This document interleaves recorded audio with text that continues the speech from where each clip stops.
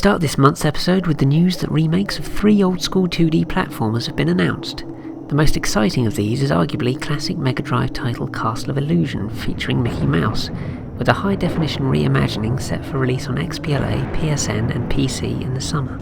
Second is a 3D HD reimagining of the Rotoscope-tastic Flashback, and will be released onto XBLA and PSN, but there's no release date set for it yet. To complete the trio is a reworking of the often overlooked sequel to the original Prince of Persia, subtitled The Shadow and the Flame, to be released on smartphones and tablets later this year.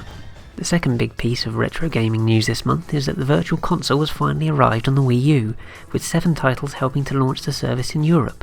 These include SNES titles F-Zero, Super Mario World and Mario's Super Picross, as well as NES games Donkey Kong Jr., Excitebike, Punch-Out and Ice Climber. In related Nintendo happenings, a few pieces of retro-related news cropped up in the company's recent online Direct conference, including a sequel to SNES classic A Link to the Past for the 3DS. It was also revealed that previously America and Japan exclusive SNES title Earthbound will be seeing a Wii U Virtual Console release, and the Game Boy Color Zelda Oracle games will be released on May the 30th. Next this month came the news that Disney, after their recent acquisition of Lucasfilm, have sadly decided to close the development studio LucasArts. It was famous for releases such as The Secret of Monkey Island, Day of the Tentacle and Zombies Ate My Neighbours, but the studio did see notably fewer hits in recent years. April also saw 3 RPGs get English translation patches. The first 2 are both Famicom titles, Hudson Soft's Mashin Hero Wataru Gaiden and Namco's Juvei Quest. Third is the point-and-click RPG hybrid JoJo's Bizarre Adventure, which is based on the Shonen Jump manga series.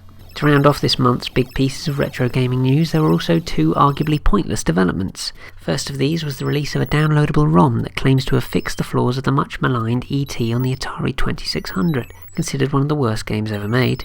No, I don't know why either. Second was that a site called Retro Achievements is offering an online achievement service for a selection of Mega Drive titles. If you wish to sign up, the relevant link is in this video's description. Finally, to finish this month's show, here's the quickfire section, where I attempt to round up all of the rest of April's retro-related occurrences. A Commodore 64 compilation cartridge including Nanako in classic Japanese Monster Castle and Sir Ababol. A unit impressively combining 15 consoles into one, aptly called Project Unity. Homebrew Commodore Amiga title The Incredible Adventures of Mobius Goat Lizard. An updated ROM for the unreleased Brett Hull Hockey on the Atari Jaguar. Homebrew shooter Sturmwind for the Dreamcast. A port of Solomon's Key for the Commodore Amiga. NES games Mega Man 3 and 4 and Dig Dug for the 3DS's eShop. A physical cartridge release for Homebrew Virtual Boy title Blocks. Toy Racer Revolt being re-released on Android devices. Neo Geo titles Shock Troopers Second Squad and Real Bout Fatal Fury for the Wii's Virtual Console. PS2 titles Motor Siege, Warriors of Primetime, GTA Liberty City and Vice City Stories, Gottlieb Pinball Classics and Intellivision Lives on PSN.